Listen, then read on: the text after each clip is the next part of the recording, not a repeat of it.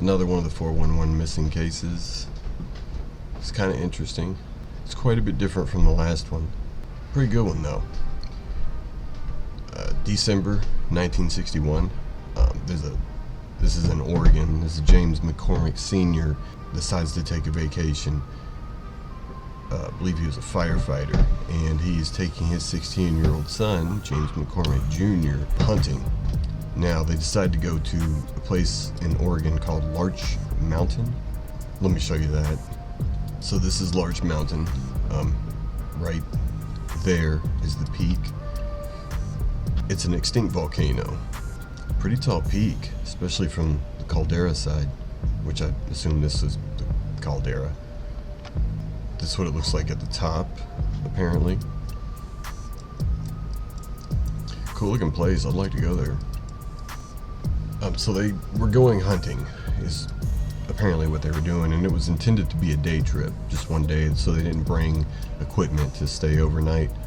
Once they got out on, into the woods, they realized that the temperature was dropping rapidly. It started as rain, and then it turned into snow, and they decided that this was just a bad idea. They'll come back another day, so they turn around and head back.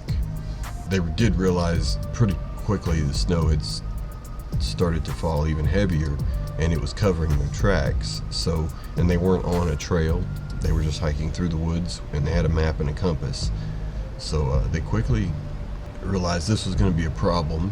They hiked on for several more hours, and then realized they were lost. It was still snowing, and then it of course started to get dark. They decided, we don't know where we are, we don't know which way to go, and it is getting dark, so instead of hiking at night, we're just going to have to stay out here. And they didn't have equipment, like I said, for an overnight stay, so they decided to climb into a tree, I guess, to stay the night. Now, they had a dog with them. It was James McCormick Sr., Jr., and the dog. And apparently the dog stayed in the tree or by the base of the tree with them. The next morning, it's still snowing. They got out of the tree, hiked for several more hours, and they realized they were still lost. They didn't have a GPS. They just had a map and a compass, and it's kind of hard to imagine getting lost with those two things, but I guess, it's still quite possible. At some point during that day, the next day, they decided to stop and check the map. Now, Junior, according to his father, was a reasonably tough kid. He wasn't much of a whiner. He said he was feeling delirious and needed to sit down. And apparently after sitting down, or soon after it, he started to just talk in gibberish or nonsense, and he could not stand up again. Then Senior realizes this is a pretty dangerous situation. I mean, it's getting very dangerous, especially since they're on their second day out there in the woods. It's snowing heavily, and they don't have any equipment. So Senior picks up Junior and puts him over his shoulder in a fireman's carry, and something he's familiar with, as his job requires it. Carries him for 3 hours. After this 3 hours, I guess they sat down by a tree to rest, and then it dawns on them that they have to stay out again. They've got another night in the woods, and this is getting real, right? So after sitting there for a minute, James McCormick Sr. sees what he thinks are lights through the trees and the snow off in the distance, and he realizes there must be a road, and we're saved. There's a car and there's a road. Even if I don't get the car, I'll still get to the road, and he tells his son to wait by the tree, obviously because he can't walk on his own anyway, and takes off. He says, I'm gonna go flag down this car, I'm gonna get help, and I'll be right back. Apparently leaves the dog with the son and takes off towards the lights. As he's running towards the lights, he realizes that he doesn't seem to be getting any closer. It's almost as like it's keeping pace with him. Like he is running towards them, and they are receding off into the forest. but still staying the same intensity in the same position, just getting further away. And I guess alarm bells start going off in his mind. This isn't right. Something's wrong here. Can they be headlights? Because why would a car be just reversing down the road? And speaking of the road, he's ran for a good minute or so, and he feels like he should have already been to the road, to the position where he saw the lights. But why would a car be reversing down a hill fast enough for him not to catch it in the middle of the night in the snow? And I guess after thinking about this for a minute, he eventually stops running after the lights because they are receding further away. And once he stops running, they just recede off into the forest and are gone.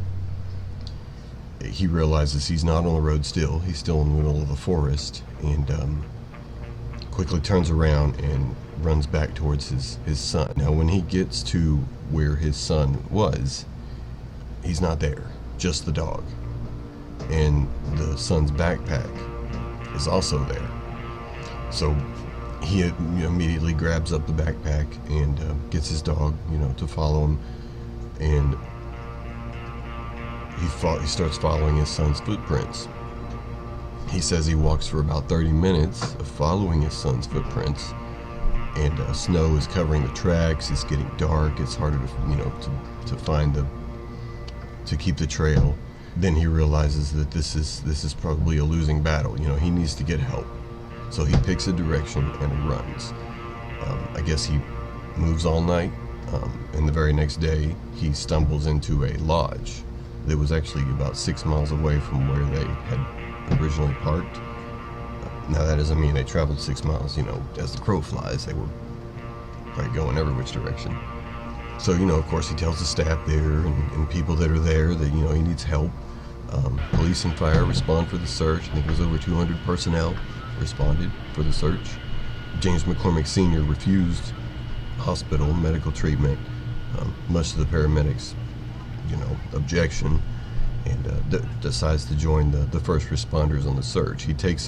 He's able to take them back to the tree they were sitting under when he spotted those lights in the woods. Somehow, it was later that day, and they find James McCormick Jr.'s glasses case and his boots and socks sitting there next to the tree. I guess the father either didn't see him or, had just decided to grab the backpack instead and go after the kid. Later that day, they did find James McCormick Jr.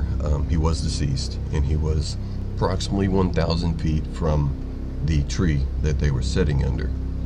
And he was at the bottom of a cliff. Now, natural assumption would be that he died from a fall, but he did not. He apparently had climbed down the cliff and died of exposure to the elements. And after they found the body, of course, the search was over. There are a lot of questions to this. Why did he get up and walk away from his father once his father ran off towards those lights? How did he walk? Because his father had to carry him for 3 hours in a fireman's carry earlier that day. What were the lights?